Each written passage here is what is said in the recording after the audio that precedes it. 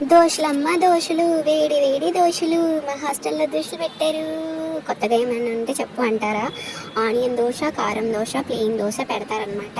అందుకే ఇంకా తప్పక లెగవలేక పొద్దునొచ్చి తప్పకుండా తినాల్సిందే టిఫిన్, లేకపోతే టిఫిన్ అయిపోతుంది. తర్వాత బట్టలు ఆరేసాను, అందుకే నా వల్ల కాలేదు. ఆ ఎండకి మాడిపోయానమాట.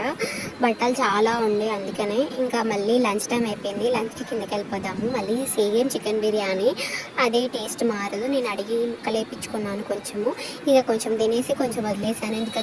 ఎందుకంటే కొంచెం డ్రైగా ఉంది, అందుకని ఇంకా తినేసిన తర్వాత ఎందుకో కూల్ డ్రింక్ తాగాలనిపించింది, స్ప్రైట్. అందుకే ఇంకా వెంటనే లేట్ చేయకుండా స్ప్రైట్ తెచ్చేసుకున్నాను అనమాట. అసలే ఫుడ్ కాగాం కదా మనము, అందుకని స్ప్రైట్ తెచ్చేసుకున్న తర్వాత కొంచెంసేపు చదువుకున్నాను అనమాట. ఒక 1 అవర్ కూడా చదువుకోలేదు సరిగ్గా. ఇంకోటి అందుకని ఆకలేసి అవి కాజాలు తిన్నాను అనమాట. మా ఫ్రెండ్ తెచ్చింది. ఇంకా వెదర్ ఏమో కొంచెం డిఫరెంట్గా అనిపించింది, మళ్ళీ ఆకలేసింది. ఇంకా సండే అంటే ఆకలే కదా, ఇంకా పుచ్చకాయ తిన్నాను అనమాట.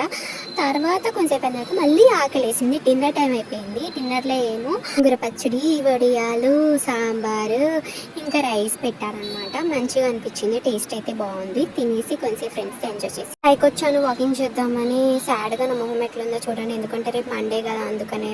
మన జీవితాలు అస్సలు మారవు, రొటీన్ లైఫ్ అనమాట. అందరికీ గుడ్ నైట్, బాయ్.